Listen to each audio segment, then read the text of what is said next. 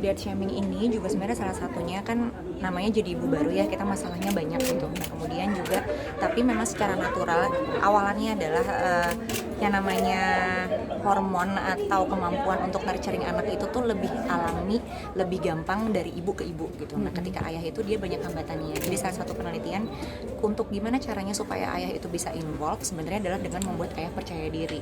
Nah, ayah nggak percaya diri itu kayak gimana? Bukan berarti misalnya dia kayak nggak mau ngapa-ngapain atau takut, tapi bentuknya bisa dia jadi nggak mau hands on karena dia sebenarnya nggak tahu caranya seperti apa.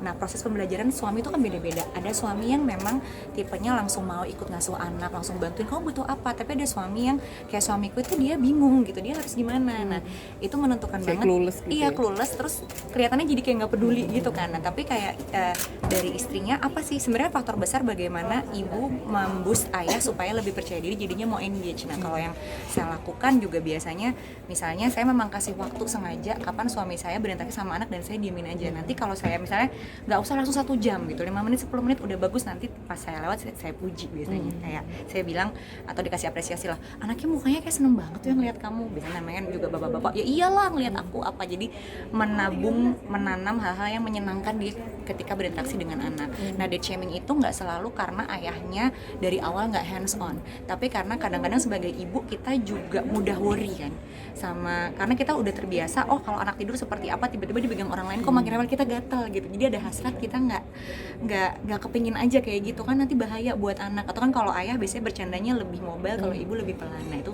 yang membuat kita sebenarnya cuma ngasih opini dikit-dikit menjadi diet shaming ketika si opini ini membuat ayahnya jadi males atau jadi nggak percaya diri, jadinya jadi nggak mau gitu karena dia belum selesai melakukan progresnya udah dikritik terus gitu. Jadi nggak selalu karena ayahnya nggak hands on, tapi juga karena kita mungkin terlalu khawatir. Yang kedua juga ketika ayah nggak hands on, apa sih sebenarnya yang terjadi? Kita harus lihat lagi, trace back gimana caranya ayah di parenting sebelumnya, terus kayak apa sih peran ayah yang dia pahami, terus gimana cara membuat dia bisa lebih engage gitu sih Mbak.